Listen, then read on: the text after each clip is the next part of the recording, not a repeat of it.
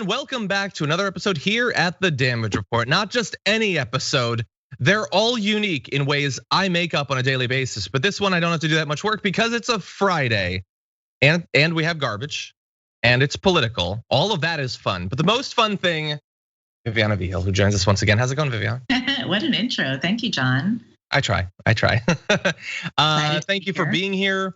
It is a big day of breaking news. We just found out live right before the show started that our producer Marissa is literally as tall as the vampire lady from Resident Evil Village. So that's exciting. I don't know if most people knew that. It's weird the things you missed during lockdown. Exactly. She's grown. Exactly. It's a side effect of the vaccine, John. They should talk more about that. Blood clots and gigantism. But anyway, thank you for being here, Viviana. It's been a bit since you've been on, and we certainly have a lot to talk about. We've got the ceasefire. Let's see, we've got the future of capital security funds and the squad strike back against it. We've got the closing down of a couple of the worst ICE detention facilities. We'll be talking about that.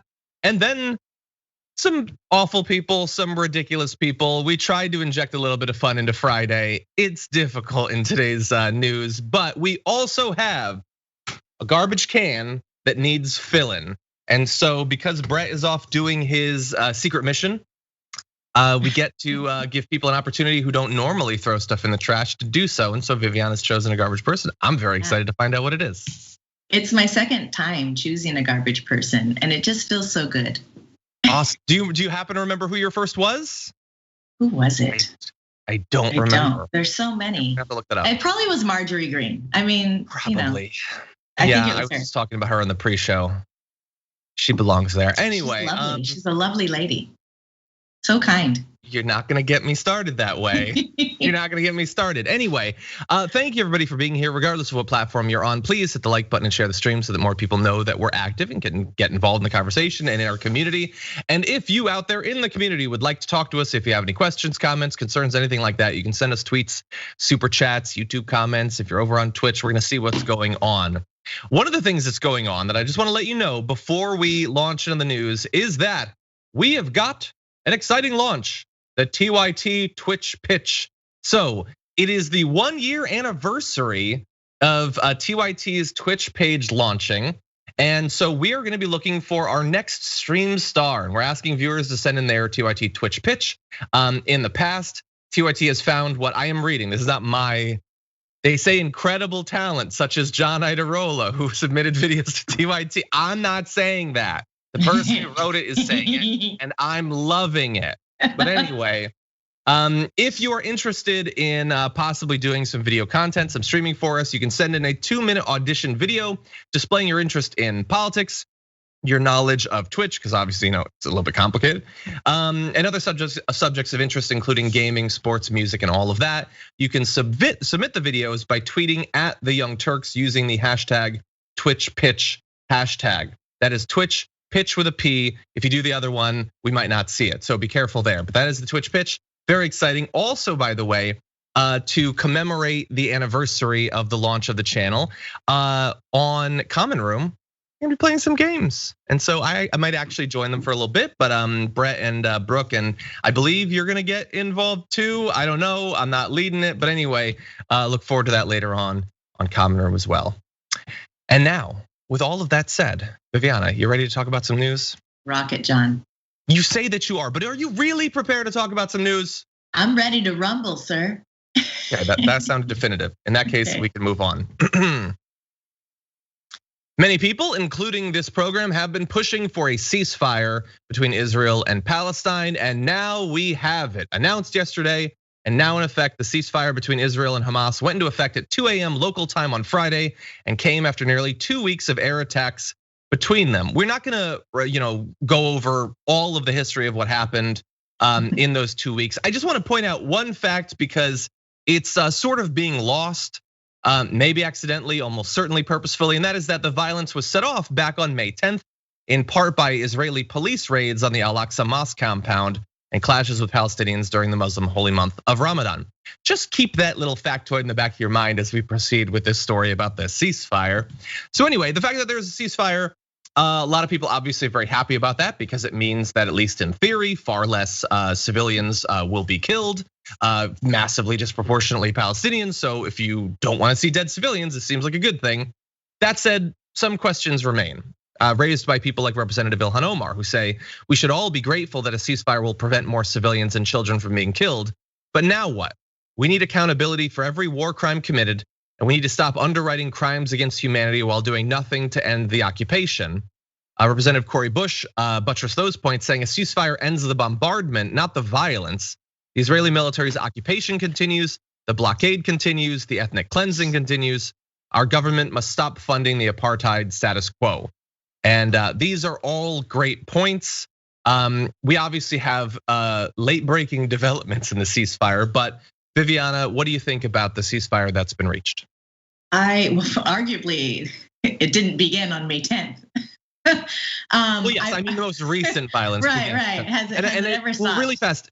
It's important to point that out because some people, including news anchors like Jake Tapper, say that the violence began with Hamas firing rockets. That's insane. Sure, we can go back. We can go back to the 70s, the 60s. We can go back 2,000 years ago, but we at least have to go back to May 10th. Yeah, we have to have a whole semester in college to really go back. I watched Joe Biden speak on it briefly yesterday, and all I heard is we're going to continue giving Israel weapons, and we're going to continue punishing Hamas, which is funny to me because that's not who's getting killed. So I'm not sure what that speech was meant to do. And this ceasefire, I don't want to give any spoilers of The Handmaid's Tale, but it reminded me of something that happened on last week's episode. I said that yesterday. I said that yesterday, that there's weird crossover. I'm like, you're totally right. So we're gonna cease firing, but we've also killed. I mean, it's just been so ugly to read the news, how they report it. They talk about the Israeli children, which there's no life that's worth more than another. I'm not saying death. I mean, it's just equally horrific. But the way it's reported is there's Israeli children that had been killed. There's 2 of them. They list their ages, and then they go 20-some, Palestinian kids. We don't no ages, there's no human attached to it. It's just very divorced from that, and it's very sad. But what can we expect from a country that did that itself? I mean, this whole manifest destiny and Zionism, kind of the same thing. Yeah, I mean, how much does the US really want to come to grips with the horror of drone striking or missile striking civilians and wiping out a wedding party and stuff like that? Like, we are criticizing Israel for doing that, but we also, I think to our credit, and it's necessary, have done that to the US because the US has done that all over the world since before we were born. So and in this own and on this land that we're sitting on right now, I mean, there's been genocide, there's been occupation, there has been settlements, there's been imperialism globally, like you mentioned. So I'm really hoping more people don't get hurt, and I honestly, I don't think we're going to see the end of this anytime soon. More to come when I talk about my garbage person of the week. That's true. And actually more to come right now as we delve into our second part of this. We hadn't even had the opportunity on the show yet to say that the ceasefire had been reached before, at least in effect, if not technically, if not accepted by the media, the ceasefire was violated. So we have this, AJ Plus tweeting, Israeli police stormed Jerusalem's Al-Aqsa Mosque hours after the ceasefire began, firing rubber bullets and stun grenades at Palestinians. Witnesses say some Palestinians stayed after Friday prayers to celebrate the ceasefire. Police claim that there were riots. So we have more details, but first I want to show you a little bit of video that was posted by AJ English journalist Arwa Ibrahim. Here's the video that was spread earlier today.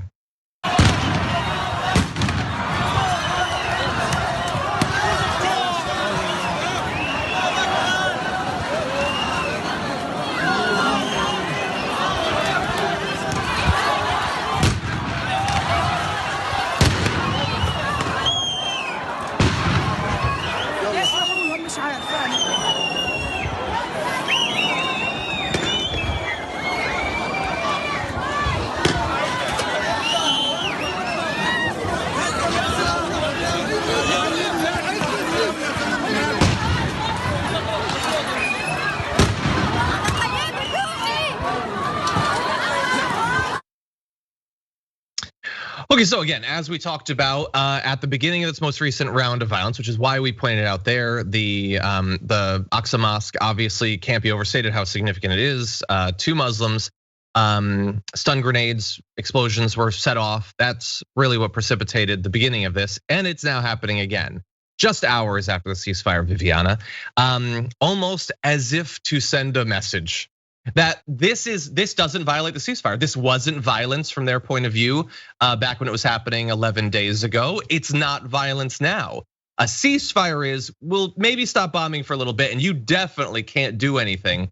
But then we can come in and we can stun grenade people, we can knock people out with rubber bullets and all of that. All of that apparently is going to be allowed. We can continue to terrorize an entire population and entire people who have to live. I mean, what's crazy watching that is some of those people were not even fazed. They're just like backing up, like they're used to this. And I can't even fathom living in a world where there's bombs going off constantly like that. And I'm not a religious person, John. I know you aren't either, but this is what I hate about religion, is that people use it as an excuse for violence and for grabbing power. And it's just really horrific because a lot of people really find a lot of solace in religion. And I understand that. Like, I wish I could say Jesus would take the wheel and all my problems would be solved. Like, I wish that was the case. But there are people who are comforted by that. Same for, for the Jewish religion, same for Muslims as well. They have a lot of comfort in their religion. It's part of their traditions, it's part of their culture, it's part of their family. So to disrespect that and to desecrate those kinds of sacred places for those people is really cutthroat. It's really cold and mean. And Israel would be and is upset when you throw bottles at it. So I can imagine that they could understand that demolishing a sacred temple would be upsetting. As it's happened here in the United States, there's been temples, that have been vandalized and bombed, and all of us are up in arms because it's horrific. So it's hard to see how some people don't see that that's the same thing. Yeah, and speaking of the same thing, by the way, I mean, look, when I tweeted about this, about the violation of the ceasefire, or what I think should definitely count as a violation of a ceasefire, people are like, well, the Palestinians did stuff too when that happened, and that is true.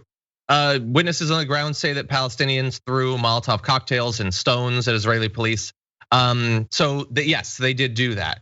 And I would love to tell you that that's the same, but I'm not an amoral idiot and I'm not gonna do that. So yes, people have been brutalized, occupied, violated, all of that for longer than everyone in that crowd has been alive. They did lash out, and they shouldn't. Don't throw Molotov cocktails at people, but also don't seem super shocked when Molotov cocktails get thrown when you're bombing a mosque again. Like, I mean, if somebody's punching you in the face, should you not try to defend yourself? I mean, that's kind of what I feel like is happening to the Palestinians. I mean, they're walled in, occupied territory.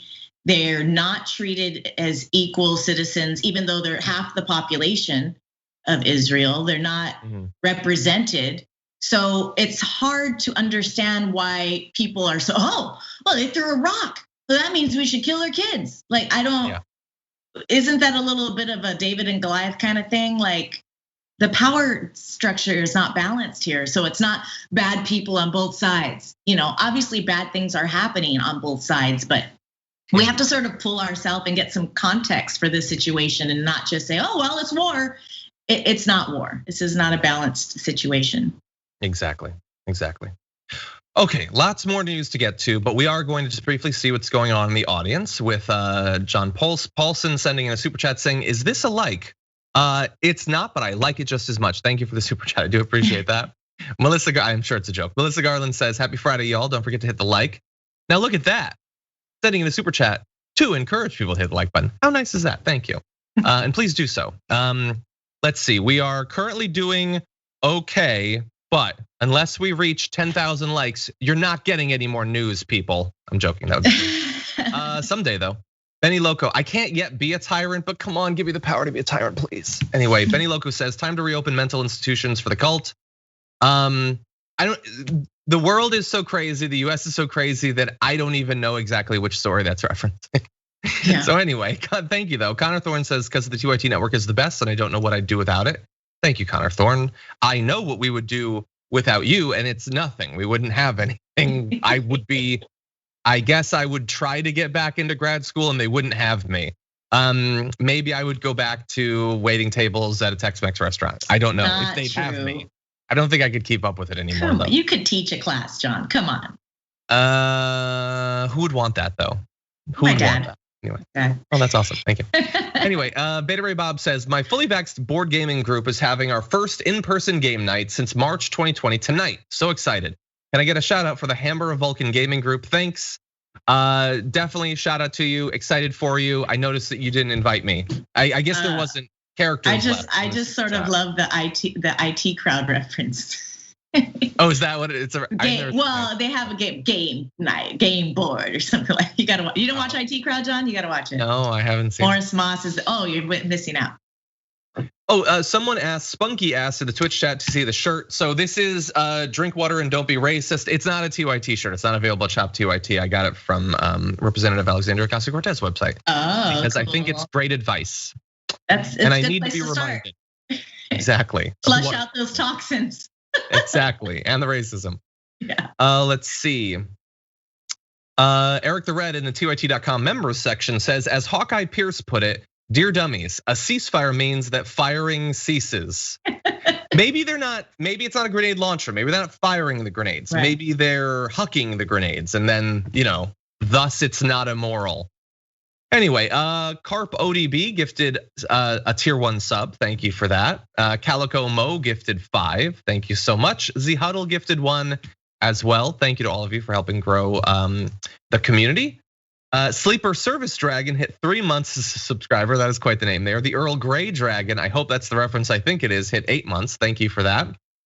Notorious BMAC hit 5 months and says, I love me some TYT. Is Dark Armed Dragon taken? Keep up the good work. I don't believe it is, so feel free. And over at Twitter at hashtag TDR Live, S Cody the Thunder Dragon says, hey John Iadarola, haven't you heard of Mouse Guard? It was gonna be a Fox movie until Disney crushed it. Yes, so I didn't know exactly which companies were involved, but I do remember that they were gonna make it. I think Idris Elba was going to star in it, and then they canceled it, regrettably. I think that that's so weird. I think that a Mouse Guard movie would have done very well. Maybe someday, if I'm lucky, my work also will be canceled by Disney. Anyway, that said, why don't we launch into our next topic? Okay.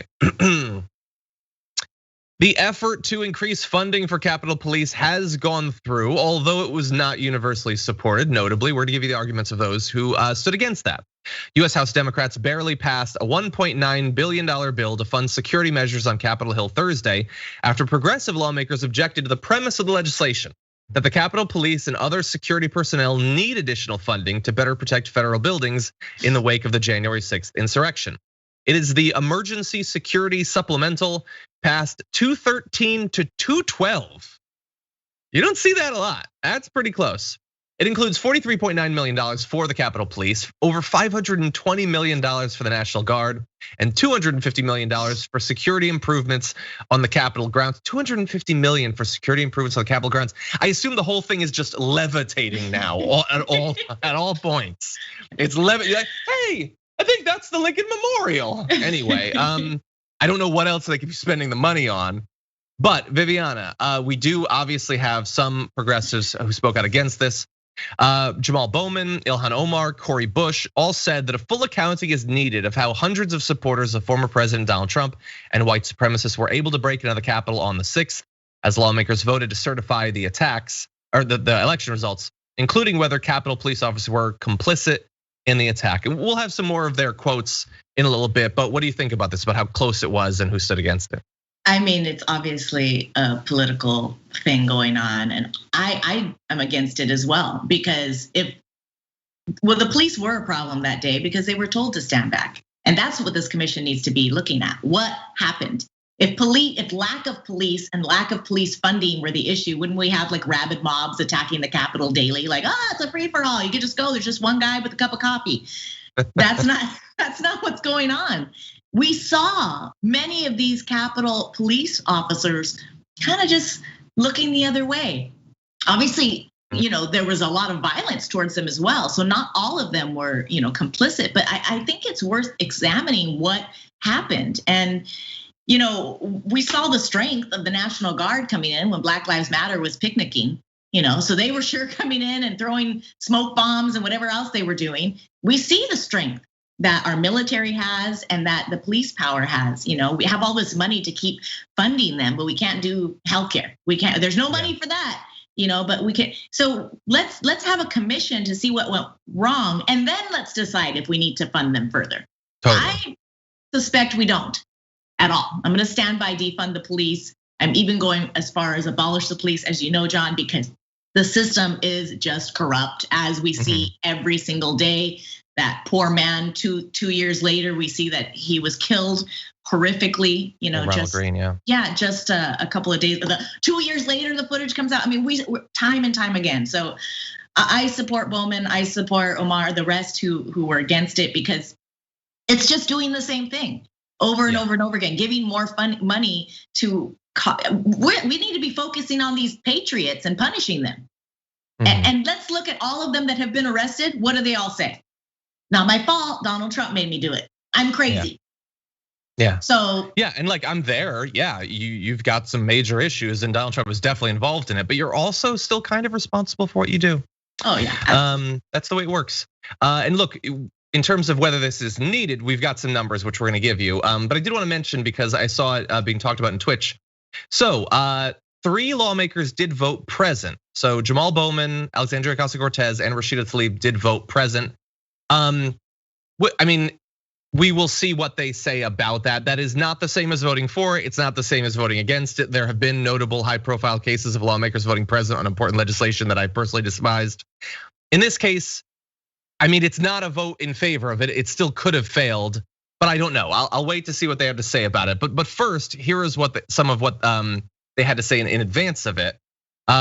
There's a statement from Cori Bush, Ilhan Omar, Ayanna Pressley, who said a bill that pours 1.9 billion into increased police surveillance and force without addressing the underlying threats of organized and violent white supremacy, radicalization, and disinformation that led to this attack will not prevent it from happening again. That is, I think, an indisputable point. Yeah. The issue with the January 6th was not that they didn't have enough resources. Right. It's a lot of things, but it's not that. They had resources, they didn't use resources. Yeah. Also, like there's all the people that encourage it and all that. Like, it's not, I wish I had a billy club right now, but we couldn't afford it. That's not what happened. I read that they actually didn't use like the strong riot gear shields. They had like the mild shields. I don't know what the difference, why there's two. This is why we don't need to defund the police. They have 2 different types of shields. Really, they need more shields? Like, this is the problem. We need to know why that mob was there. How did they come together in that large of a group? How did they coordinate? How did they have the cojones to storm that Capitol? Yeah. Somebody told them it was gonna be okay. Somebody told them that they were gonna look the other way and there weren't gonna be barricades. We need to get to the bottom of it. What is the harm in looking into this?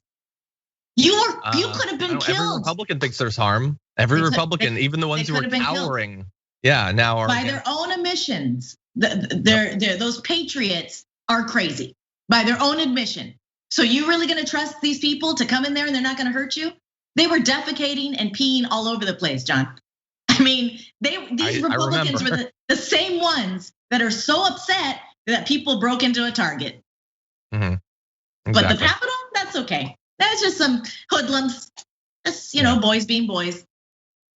And by the way, so it did pass. They're getting the extra funding, but you should understand that before this, the Capitol Police was already one of the best funded law enforcement agencies in the US, with a budget last year of $516 million, up 11% from just the last year. So I don't know. I feel like that's a lot of money. I feel like they were doing okay before. The argument was that some of that money should be towards mental health care for these people that suffered the trauma. For the Capitol Police, we've already lost one. Was it 2 people to suicide? 2 people. And the congressmen, the staff that are working there, their families. This was a really traumatizing experience, even just to watch from thousands of miles away. So and by the way, there's a lot of people obviously who voted against it. So we seem to be agreed that we're against it. But understand, you can be against something for very different reasons. Some of them are against it because Donald Trump is gonna kill me if I vote for this or whatever. No, it doesn't seem to be needed. Doing this won't solve the problem. In fact, it might distract from potential solutions. So let's have a little bit of nuance. Anyway, with that, why don't we roll immediately into our next topic? Seems kind of related. If you have been paying attention to the absolutely horrific conditions in immigration detention facilities throughout the country over the past few years, there's been a lot of good reporting about it. Some actions by lawmakers to strike back against it. Well, we have a little bit of good news for you, at least a bit. DHS said in a statement that Homeland Security Secretary Alejandro Mayorkas directed US ICE to discontinue the use of the C. Carlos Carrero Immigration Detention Center at the Bristol County Jail in North Dartmouth, Massachusetts, and to prepare to discontinue the use of the Irwin County Detention Center in Acilla, Georgia. So those are both facilities that we have talked about on the show previously, Irwin at length, and we will give you details about those. But the acting ICE director said that we will not tolerate the mistreatment of individuals in civil immigration detention or substandard conditions of detention, which is a good thing to say. It remains to be seen if that's a general principle or if after years of activism, they will shut down two of the facilities that personally drove the most negative attention. Is this going to be applied to all facilities? That remains to be seen. We have more, but Viviana, they are closing down these facilities. That seems good. To answer your question, no, it's not going to be applied to other facilities. I wish I could be excited and think that. But here's my reaction. Wow, what a step. What a move. You closed down a torture center. Wow, why would you do that? They were torturing people and ripping out their uteruses. Like, yeah. I mean, obviously, this is something you needed to do. We need to move towards abolishing any for-profit prisons. It's happening here in California. It needs to happen nationally. It is obviously something that is going rampant, this kind of abuse. They don't have any control over it. These people don't feel like they have any rights. Very brave people to speak out against these facilities, to come forward. These are undocumented people who just put everything on the line to really make sure for others. They did it for others, and that's what gives me chills about this. Mm-hmm. But honestly, I feel like Mayorkas is just skimming the surface here to placate, the people who are against human rights violations. And honestly, there's been a lot of placating and pandering. That's how I feel about Biden even appointing Mayorkas, because he was a Cuban American, like he's Latino, when he's really of Turkish and Polish ancestry, and he only came to Cuba after the Holocaust, which I'm glad his family fled. After the Holocaust, they were a wealthy family that owned some sort of factory there, and then they fled to the United States. So don't tell me that he has the Afro-Cuban experience and he understands really what these immigrants are dealing with when they're coming into this country, because he was welcomed and his family was welcomed with open arms. So don't appoint someone like that and say, hey, I'm reaching out to the Latinos out there, because he doesn't represent us. And clearly he's thinking that he can just, close down a torture center and then we're gonna applaud and think that this is great. Mm-hmm. Biden has continued the same human rights violation that Trump has, and continued the Trump policies that he said he was gonna get rid of. And I understand the pressure. I understand there's a lot of people coming towards the border seeking help, but just like our involvement in what's going on in the occupied territory in Palestine and what's going on with the Israelis, we need to take accountability for what we're doing that are bringing these people to our border. And also, we need them here. There's a lot, all I hear on Fox News is nobody wants to work. Nobody wants to be exploited anymore. Isn't that weird? It's a shame, really. Yeah, we have people that need to fill jobs and there's people that want to work. But we want a scapegoat, so here we got one. Thanks, Mayorkas, for closing down the torture center. Yes, I agree. We should not applaud necessarily a ton. I would say more, we should not, as clearly Viviana is not, be deceived that this necessarily represents a full change of stance on these issues. But these are bad facilities, so I'll give it this. Yeah, I hate to be a downer. Anyway, the realism is not a downer. But let's talk a little bit more. Some of the facilities, the DHS has announced that they are going to be closing 2 of the worst immigrant detention facilities. And I want to remind you of how bad these are and also give credit to those who seem to have led to these being shut down. Now, there's a number of different awesome advocacy groups that have been pushing for these and other facilities to be shut down for many years. But also, there are some lawmakers who have been pushing for it. Back in March, Representative Ilhan Omar led a letter from progressive US lawmakers urging the Biden administration to sever the financial incentives fueling an abuse-ridden system of mass incarceration by ending immigrant detention contracts with local jails. And in that letter, they specifically mentioned Bristol County Jail, where the Massachusetts Attorney General's office found that officers sicked dogs on migrant inmates and assaulted them with pepper spray, resulting in at least 2 hospitalizations. So look, these 2 facilities stood out as being both really bad and ones that journalists got access to and got information from. Doesn't mean that they're the worst. It means they're ones we found out about. Yeah. But they were bad, and so it is good that they are being shut down. I want to remind you of some of what happened at them, because Irwin is one that we talked about many times on the program, and I had been left wondering for literally months. Oh, thank you very much for the raid, Lucy Fox. I very much appreciate that. And welcome everyone. We're talking about DHS shutting down some of the ICE detention facilities. So I'd been wondering ever since we did all those stories about the hysterectomies and what did they call the guy? It was they had a terrible name for him, a collector of something. Anyway, were they gonna do anything about this? It's the sort of thing that you would expect that Biden could just do any day, totally on his own. And so finally they did. Once there's enough, sure. No, on the other side, he has to punish these immigrants. Otherwise, he's going to lose the Republican support that he doesn't have. That was the background of their attempt, very briefly, to go back on re-raising up the refugee cap. Sources inside were saying, well, I don't know, they're really hammering us on the border. Like, do we really want to seem like we think these are humans? But anyway, but again, on that issue, and again with Representative Omar, they pushed back and he eventually conceded that they would raise it like back to the paltry level it was at a few years ago. Yes, the uterus collector, thank you. So anyway, at Irwin, one former detainee, Pauline Binham, said she had her, this is terrible, said she had her fallopian tubes removed without her consent. The LA Times reported on the accounts of 19 mostly Black and Latinx women who underwent or were pressured to undergo overly aggressive or medically unnecessary surgeries without their consent while detained at Irwin. The Project South's legal and advocacy director said that we found evidence of sexual abuse, inadequate medical care, lack of prenatal care for pregnant women, a lack of clean drinking water, and rampant use of solitary confinement at the facility.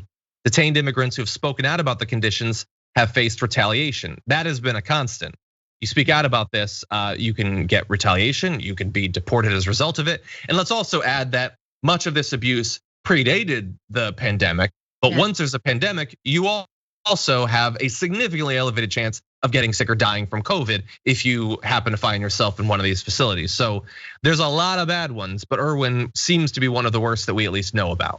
Well, that's what you said. You know, the journalists got access to it. People spoke out, and it's very scary to do that. And because of COVID, it was a lot of reasons for the lack of transparency. Wow, we can't COVID. Can't show you what's going on in here. But forced sterilization of Black, brown, and Native people has been happening for hundreds of years in this country, and it continues. There's a documentary on HBO that a friend of mine produced. I think it's called For Rosa, about sterilizations that happened in Los Angeles County. I mean, it was happening at the county hospitals even as late as the 70s. So this is something that is a method, just like trying to deter people from coming to the border by ripping their children away. This is another method of scaring and terrorizing people. Don't come here, we will abuse you, we will rape you, we will sick dogs on you, we will treat you like worse than animals. Because I mean, it brings me back. I was a social worker for many years, John, and child abuse laws only came into effect in this country when somebody brought a case to the court and pretended the child was a horse. And in that case, they were like, "This is horrible abuse of this court of this horse." And then they were like, "No, it was actually a child. It was a child actually." And then they were like, "Wow, I guess we need to have this child abuse laws. If you can't abuse a horse, then you should." And so this is what we're dealing with now. We're having to say, wait, these are human beings. These are not criminals. That's the thing. These people are not murderers. They're people that are just coming for a new life because we ruined their countries. Yeah. Simple. Well, look, I'm glad that you brought up the history of this because as is so often the case, our minds think pretty much alike because we also need to talk about, look, the fact that Irwin is as bad as this and that this was going on up until, well, right now actually, because they're only prepping to shut it down, it's still going on, is terrible. It also is kind of what you should expect out of the US because from 1919 to 1952, just California sterilized approximately 20,000 institutionalized people because they were deemed unfit or defective. Yeah. From 1929 to 1974, at least 7,500 people were sterilized in North Carolina alone, most of them without their consent because the state eugenics board, which was a thing that existed, claimed they were unfit to reproduce. Many of them were poor Black or indigenous women, though records show that children as young as 10 were sterilized. Yes. Yeah, and there has been recent legislation proposed to sterilize women on welfare. There has been the same legislation to drug test families that are accessing, food stamps. Well, we shouldn't give them money so they could take drugs. Why are you assuming they're criminals? And just the mere fact that somebody has the thought that someone should be sterile, like you should decide who gets to be a parent. And these are the same people who are pro-life. Yeah. So they want you to keep the baby, but not if we don't think you're deemed for it. We want to rip out your insides. That way you don't get to have a choice in your matter. I mean, this is why women's bodies have been under attack in this country and many other countries for many years, and why we need to protect it at all costs. They did it to men too, John. They did it to men too. Yeah, and a lot of the numbers are very recent. This is 2013, we've got cases in California. No, but California is great. It's the best. Come on, libs are in control. It's all fine. No, it's not. There's anyway, a lot of hatred here. It's a big state. It is. It is. This started off as a semi-good news story. Anyway, I'm so sorry. I'm so sorry. No. We were gonna get to this. We had those numbers. It's just, oh God, America. Woo. That's gonna be my book eventually. Oh God, America. But we can't be easily placated. We cannot. Yeah. This is too big of an issue. So it's like, okay, great. Okay, you stop whipping people. You stop ripping out their organs. Okay. Yes. Not really. Just there. Just in that one facility. Great. 2 facilities. Oh, yeah. Okay, we do have other news we're gonna get to. I'll say it's lighter. You be the judge. But anyway, before we do that, let's see what's going on off in the audience with Gary Does Stuff saying, to send you out on your vacation, John, I'll refrain from calling you Dragon Daddy. Wait, I just did it. Thank you, Gary. I appreciate that. Very much looking forward to it. Alexandra Lynn says, first time chatter, long time listener. Thanks for all you do. Thank you, Alexandra. I appreciate that. Moondragon says, hi, Viviana. Love the IT crowd call out. I just finished binge watching it for the first time. That's awesome. The best. It's the best. I almost tweeted one of the many reasons that my Twitter presence doesn't really work is that like I tweet 90% about politics and then 10%. I just occasionally want to tweet about like movies or TV or whatever. I think it works. People don't like it. Anyway, I wanted to ask, like, what's a show that you've watched all the way through a couple of times and have like no one to talk to about it? Like that's so devastating when you love something so much and nobody knows what it is. But anyway. That was my boyfriend until he had me watch IT Crowd, and then I loved it. He was watching it religiously, and I was like, I get it too. You're a big nerd. I get it. Nice. Forrest Dudley says, super excited for the Twitch opportunity, although I feel like I'm setting myself up for an emotional crash for getting my hopes up. Is there a requisite for political veterancy? Only been politically aware for 1+ year. I don't know. I don't know. I say no.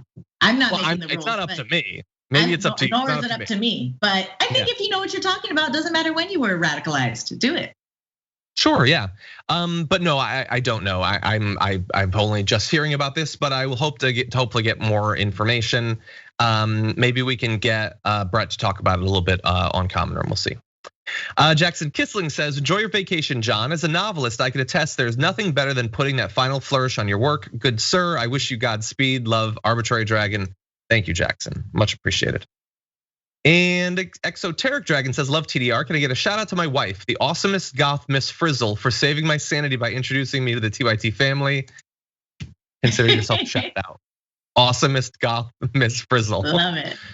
Anyway, and finally, Jonathan Toten says, the news out of Israel has shattered my heart. However, seeing individuals like you and the other members of TYT shine the light on the atrocities and hold these people accountable has helped restore some hope for humanity. I hope so. I hope so. We just want to be helpful in a couple different ways. That's all we're really trying to do here, but thank you. Okay, Jessica K says, and this is in the TYT.com members activity, and TYT.com/join if you'd like to become a member. And here I am, a middle-aged white woman who has been turned down for sterilization numerous times because supposedly I might want to change my mind. As a diabetic, I am confident in this choice. I have not been able to make it when they were women elsewhere being forced. That's disgusting. I didn't even know that that was a thing that could or would be. You know what's crazy, John? It is so common for women not to be in control of our healthcare today. I, several years ago, tried to get a diaphragm because I wanted to get away from hormonal birth control. And my doctor said, no, it's too inconvenient. I'm like, you're not the one using it. It's too inconvenient. Yeah, he wouldn't let me have one. He said no. No, just knowing that you're out there being inconvenienced, I can't take that. That's so weird. Just take the pill. I said, well, I don't want to take hormones. It's safe. Okay, but that's. It's so funny that you mentioned that because just yesterday I read an article which is why were so many late 90s sitcoms obsessed with the diaphragm when only like 1% of women at that point were using it. It's totally true. Tons of sitcoms had whole episodes devoted to or jokes about diaphragms. Anyway, because the men writing them were from the 70s. That's largely what the article ended up on. Actually, it's the men who don't know anything about birth control, and I know scarcely more. Okay, finally, in the Twitch section, Kyle says I would totally take a class taught by John, unless it was how to rank Star Wars movies class. But as long as it's something he has expertise in. Oh my God, do I even want to ask how you rank them, John? Don't tell me Jar Jar Binks is #1. No, I'm not ranking the people or anything, just the movies. If anyone would like to see my apparently abysmal list, you can become a tier 2 or tier 3 member, and it's on the YouTube channel.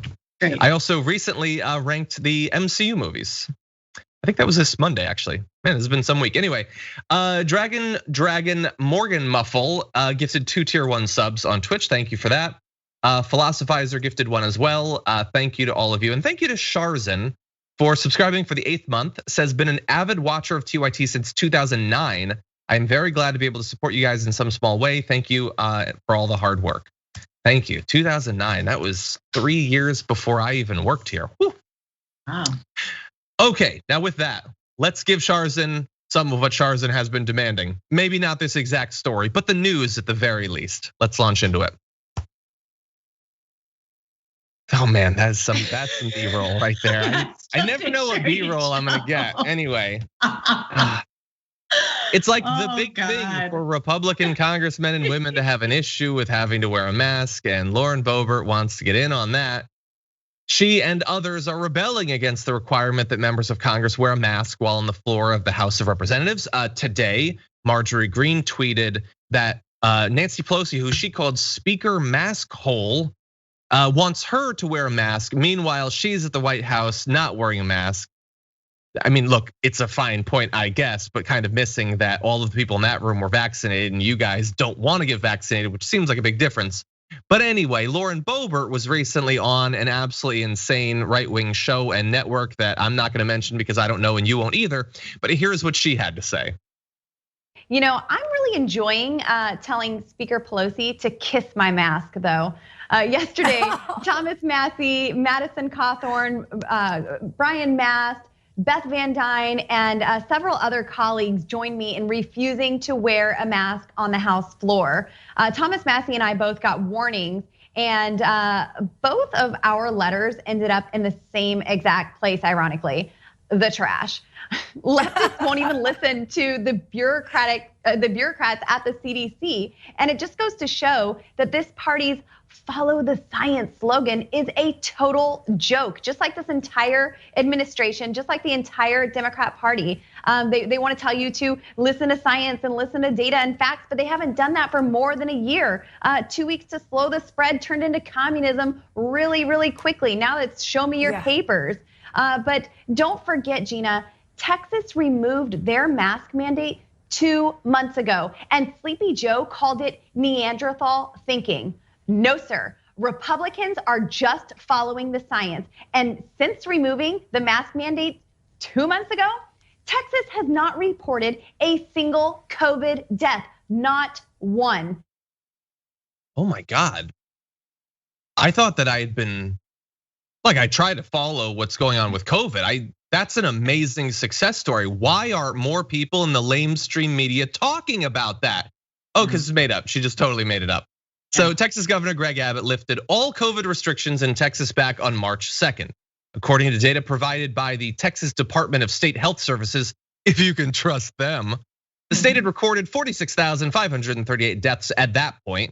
As of May 19th, Texas has reported 50,051 deaths, meaning that according to Texas's own COVID-19 total fatalities by county chart, more than 3,500 people have died of COVID-19 since those restrictions were removed 2 months ago. Now, she said there were zero, there are 3,500. I will give her partial credit because there are a couple of zeros in 3,500, but she is in effect to make yet another stupid point, erasing 3,500 deaths. Not one of those person counted to her if she could use it to speak out against the communism that we had right after the lockdowns. Notably, when Donald Trump was still president, we had communism for like a solid 8 months after that. Because he started, well, Pence, I don't know who did it, but the 2 week to slow, that was their move. So was that, she doesn't understand what communism is, nor do many people. Nope. So isn't there something more important to deal with than this mask fight? And I hate Nancy Pelosi. So I got to give it to her. Speaker Maskhole, please. Yeah. Come on, let's use her real title. I'm sorry, Speaker Maskhole, which is so clever. When is your HBO special, Boebert? When is it coming? It's hard for her, because at this point, both sides are using it as like this political volleyball, and it's really annoying because it should just be about the science. And we should just be wearing masks forever because I don't like when people cough in my face. So I don't really think it's a big deal. I like it. I don't have to wear lipstick as much. If I have a pimple, no one sees it. So I prefer masks. And this whole thing is just ridiculous. We have so many things to worry about. Colorado, honey, there is shit happening. Oh, I'm sorry. There's stuff happening in your state that needs your attention. And it's not masks or mask holes or putting papers in the trash, which is not a clever thing to say. Ironically. Exactly. No, but this is what she was elected for. To her credit, she is doing her job, which is going on Real Voice America, Eagle TV or whatever, and lying about COVID deaths. So, by the way, someone had asked, I think a perfectly fair question at Twitch, how many were dying in Texas before that? I don't know. I don't have that data. I do have more data to show you. And by the way, like, if she wanted to try to make the point that they said when Texas lifted its mandate that tons of people were going to die, I've looked at the numbers. It was 3,500. It's acceptable. It's a big state. I will accept 3,500 for a big state if that means the economy gets to go back, and I will stand by that. I will be courageous in saying I will sacrifice 3,500 other people so that you can like get your hair done in person. I don't know. Then do that. But saying we were right, nobody died, that's fantasy land Care Bear thinking. That's not how it works. Don't insult the Care Bears. They would never lie like that. They would never lie, but they're honest souls. And look, I just wanna, it would be so easy to know the information. Can we jump to this chart, the Texas COVID-19 update chart? So like fatalities reported over the last few days. So Sunday they had zero. Maybe it's a reporting thing. Sundays are always low or whatever, but maybe they had zero, I don't know. Yeah. Saturday, 42, 61 the day before that, 55 before that, 58 before that, 41 before that, 23 before that.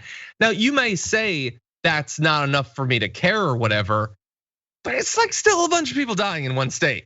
Like, I think that's worthy of a little bit of respect and acknowledgement, not erasing the tragedy. Dozens of families devastated every single day.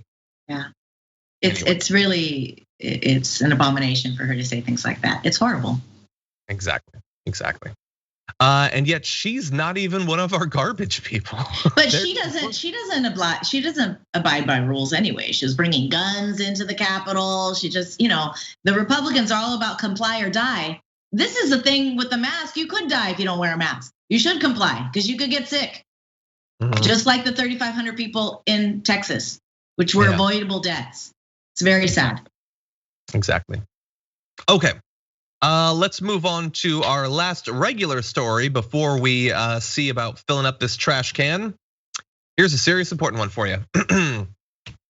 If you've been worried that the US was still planning to buy Greenland, rest assured that's not gonna happen. US Secretary of State Antony Blinken on Thursday confirmed that the US does not seek to buy Greenland after then President Donald Trump had proposed buying the island, sparking diplomatic fallout. And I just want to say, I completely forgot about this. How weird of a time it was. That was like a thing that generated headlines like, sure, Trump can buy Greenland, but why does he think it's up to Denmark? That was in Politico's magazine, I think.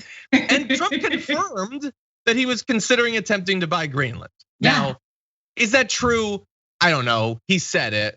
Does him saying anything mean anything? I don't know. Sometimes it does, sometimes not. It's hard to know exactly when, but man, it's weird to think back on some of the weird little, I guess, news cul-de-sacs we got stuck in thanks to Donald Trump over the last few years. Every single day there was some ridiculous thing that he said that was new. And I don't think anybody really took this seriously when it happened, but I cannot help but think of that quote from The Princess Bride. Trump, do you want me to put you back where I found you? Unemployed in Greenland? In Greenland? There you go. I remember. Can we show the meme? Because when I scrolled up on our rundown doc and I saw that you had requested a meme from The Princess Bride, I thought, that's a nice little treat for old Johnny Pie on a Friday. Thank you for that.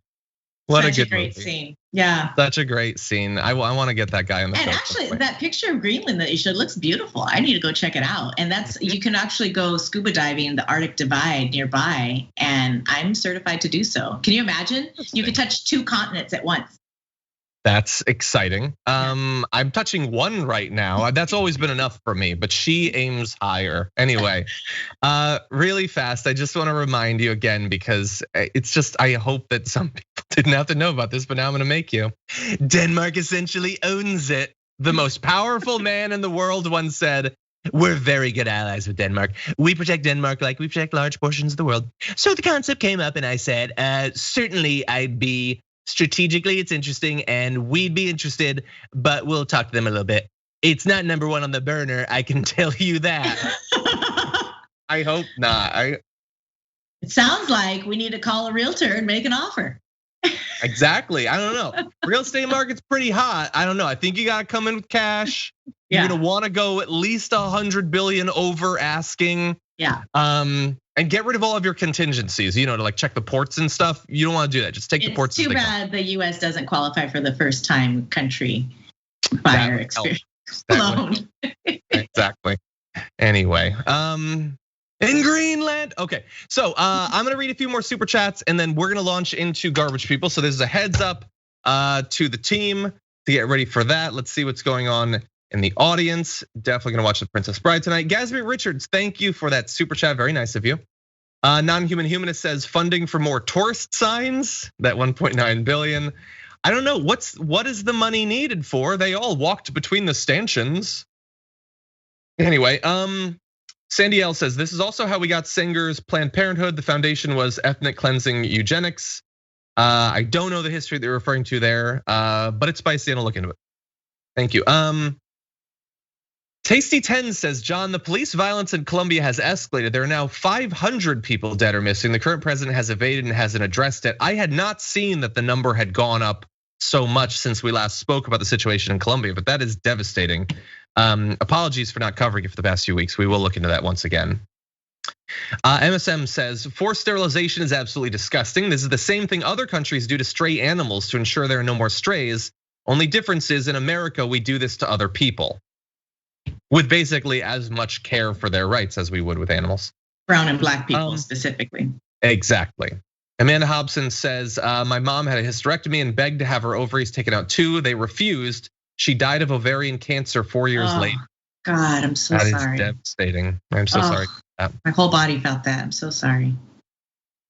Okay, Sonny James says, Aaron Brockovich was on ABC warning the dangerous fertility decline in America, not to get conspiratorial, fertility for profit, new disaster capitalism.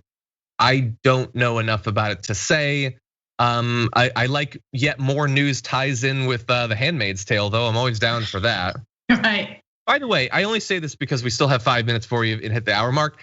It's been a pretty good season so far, hasn't it? It's been wonderful. I'm not totally caught up. No I haven't caught up. I haven't seen this week's episode, but I can't wait. It's been good, John, I cry for an hour every episode. I'm just crying. The whole time. I mean, it's pretty dark, but it's good. Anyway, Mr. Anderson says, gonna miss you next week, but I'm glad you're taking some time to work on your other passion. And I can't wait till I can buy my own copy. Best of luck staying focused and find some time to relax too. Thank you for that. I have no idea if it'll ever be made available, but thank you for your support. Okay. Over on Twitch, Grimnir says, hey John, not watched TYT in ages, but good to see you. Thank you, appreciate you popping in. Maybe as a result of the raid from Lucid Fox, I'm not sure. Foreman Show says, I've watched so much TYT, I'm starting to comment jokes before they say them on screen, then I have to delete my comment before I post it. Really, they're guessing our jokes. Have I become that stale in my old age? Interesting. Okay, Kyle says, can Greenland buy us instead? We're a bit of a fixer-upper though. That's true. You're gonna need to do a big demo day, replace the backsplash and all that. Kelly June says, John, we will miss you so much. You are the TDR standard. I won't go as far as hoping you have an awful vacation. Obviously you work very hard and need a rest, but I'm not very happy about it. I need to hear you tell us the news. It comes down to, we love you. So okay, have a great vacation. We'll be here when you get back. That was incredibly nice of you, except for where you briefly delved into wanting me to not have fun. But anyway, other than that, it was very nice. Thank you. Bit of a guilt trip there. Exactly. And Metal Dragon's birthday's on Sunday, so happy pre-birthday. And getting my Moderna shot on Monday finally. Happy birthday to me. That's awesome. By the way, let me just say, it's so crazy. Like to get the personal version of the different shades of vaccine apartheid that are going on. This is not the most extreme version, but so I got my J&J shot what feels like 7.5 years ago. I have a friend who lives in Canada. So this is Canada, this is not India or whatever, but he's finally able to get just a appointment for it now. Like that's crazy to me. Like we're vaccinating like 3-month-old puppies in the US and like full-grown adults in other countries. They're gonna blame it on universal healthcare, John. Be careful. That's true. You know it takes 10 years to see a doctor in Canada. It does. I hear that. Yeah, look, we're not Lauren Boebert. Like we don't pretend that because we support something, there's never been a problem with it. And obviously, this is not about their healthcare system. It's about vaccine and all that. But anyway, access to the vaccine, the US bought up every single dose of it. But anyway, okay, with that, you ready to do this? Ready. It's the end of the week, and so it's time to take out the trash.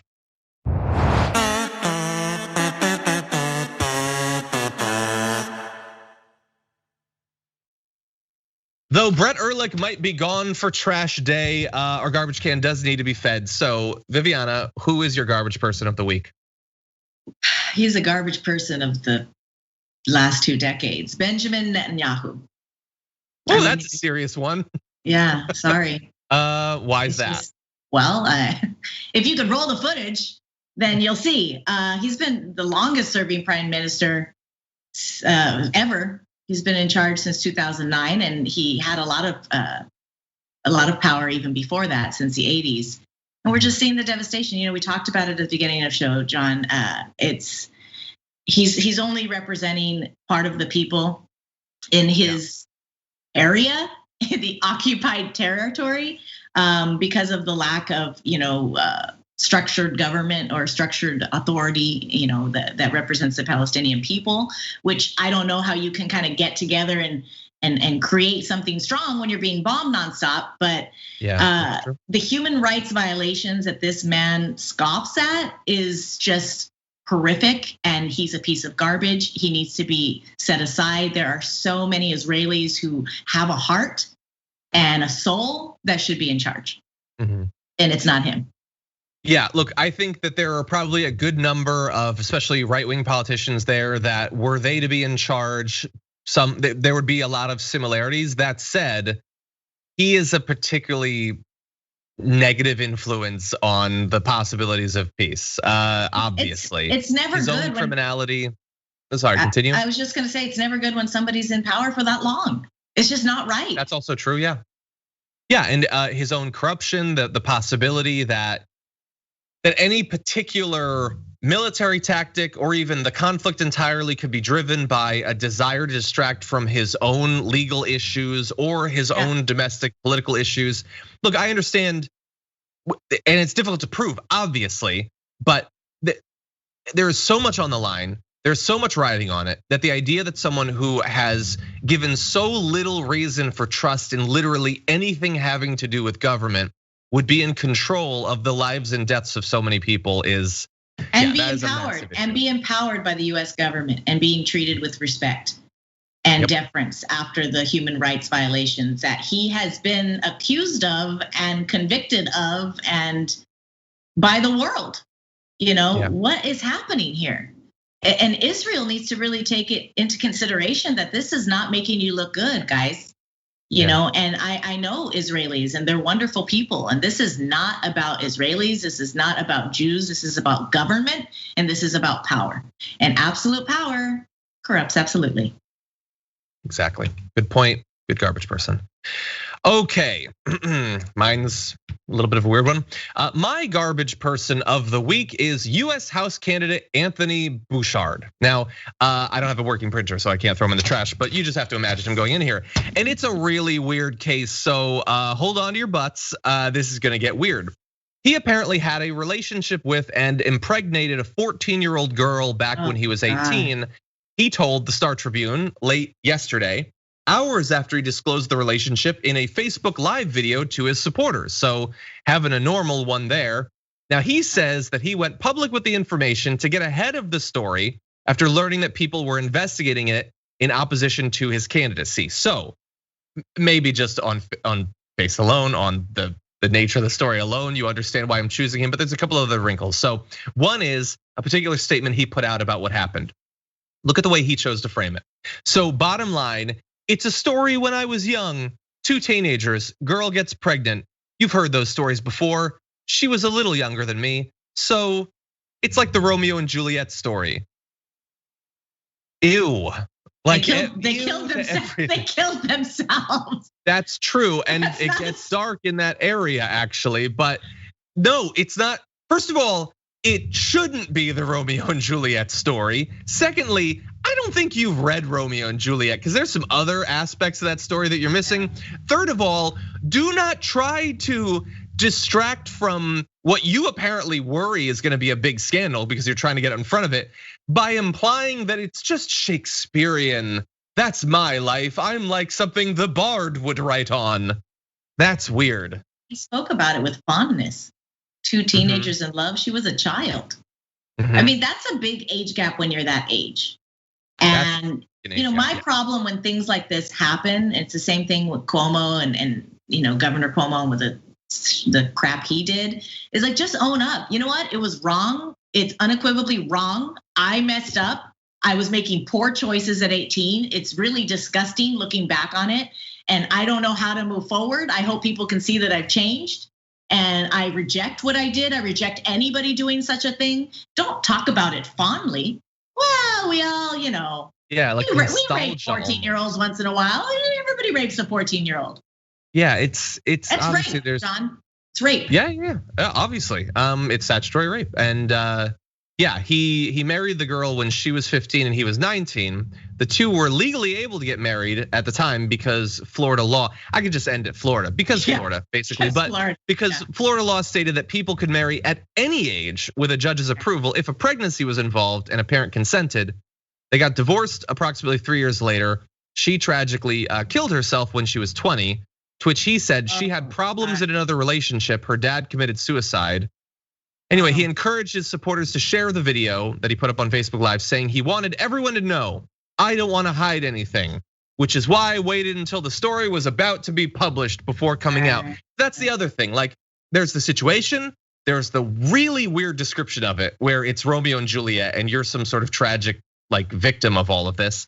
And then there's, and I deserve credit for honesty because I only came out with this because I was worried that if I didn't try to get out in front of it, and it would look even worse. That's every gaslighter's move. They always go for, I'm being honest after they're found out. How horrific to compare it to Romeo and Juliet when she actually killed herself. You are a piece of crap, garbage. That is a weird. Shove them in there. Sick. Okay. Right in there. I don't have a paper, but it's I'm gonna back up a little bit. I don't qualify it as statutory rape. I don't qualify it, John. I say rape. Sure, I just mean that that's legally the designation, but you're I totally get it. Right. Yeah. Anyway, super weird. We're a country full of weird people. Anyway, and look, he's frustrated because like there were people digging into his past because he's like challenging Liz Cheney. Okay, I'd be frustrated by that too, I guess. But don't do the things that someday someone will dig in your past. Yeah, dig in my past. I haven't ever raped anyone. Dig in there. Join up. I'm gonna trust you. I'm not gonna. I don't. Yeah. But anyway, yes. Okay. Those are our garbage people of the week, but what about all of you? What about the 27,000 of you in the Dragon Squad that voted for the community garbage person of the week? Well, we have our top 5, and coming in at number 5 is TYT's printer at 5% of the vote for its attempts to sabotage the pre-show. It has been a first world struggle. Let me just say that. And please, if you work for TYT and you know how printers work, please just come and fix it. I don't want to. Anyway, number 4. Coming in at 11%, my iPad. I'm joking. It's Sean Hannity for calling Rashida Tlaib a Holocaust lover. I feel like that deserves more than 4th place, but okay. Number 3 is Marjorie Greene at 16% for her dangerous obsession with AOC that I worry will at some point turn violent. Number 2 is Greg Abbott at 26% of the vote for effectively banning abortion in Texas. And number 1, beating out Greg Abbott at 42% of the vote is Andrew Clyde for comparing insurrectionists to tourists.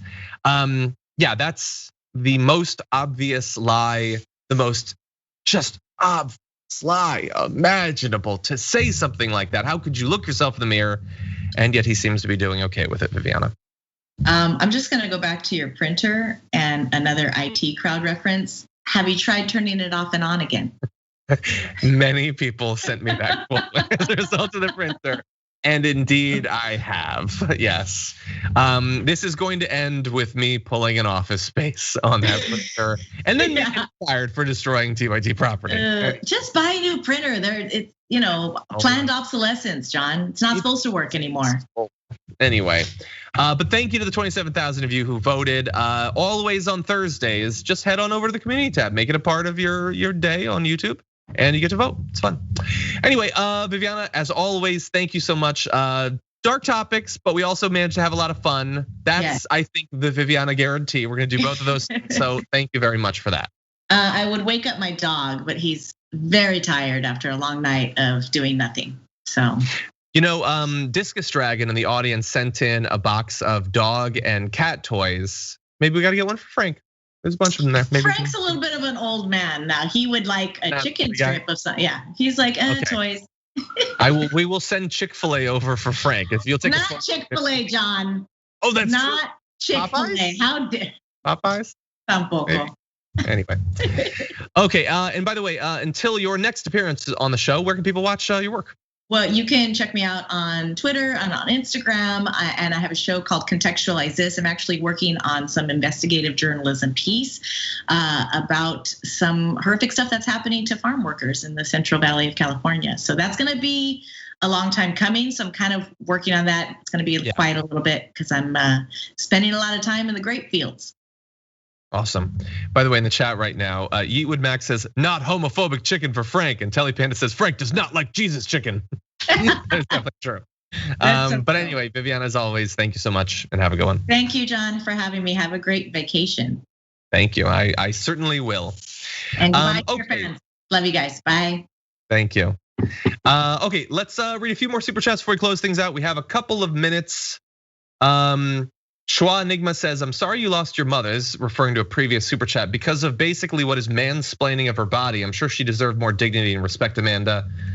Good point. John Matter Hall says, these charts are not showing the long-term issues brought by COVID, nor the huge medical expenses for people that get a bad case of COVID yet survive. Totally, and we generally try to acknowledge that.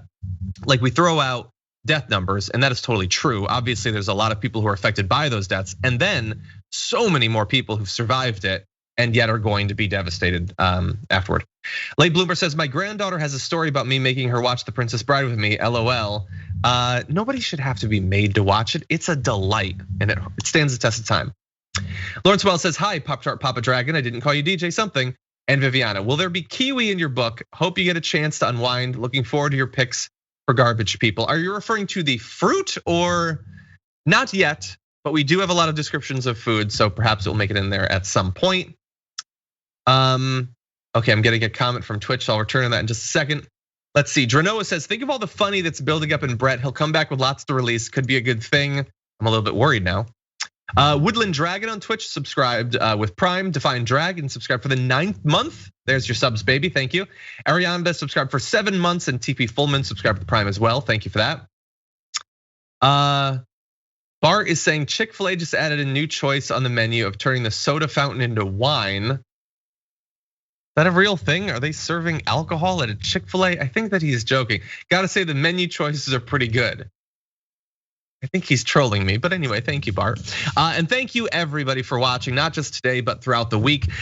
Reminder, next week is very special because you've been asking for more Francesca, well, you're about to get it. Francesca Fiorentini is gonna be hosting the show Monday through Thursday, joined by awesome co-hosts every day. I believe Aaron Ryan is gonna be joining her on Monday. Dr. Rashad Ritchie is gonna be there, JR is gonna be there, and it's gonna be a lot of fun. So definitely tune in, show your support for Francesca. If you want to send her a comment, a tweet, super chat, all that, I'm sure she would much appreciate it. I will be back on Friday, so don't worry, I'm not even taking a full week off. I will be here. And by the way, I also will be leading the first hour of the Power Panel on the Young Turks today with Cenk and Ramesh, so that should be a lot of fun too. Hope to see you there, but until then, stay safe out there, stay sane out there, and we'll see you soon.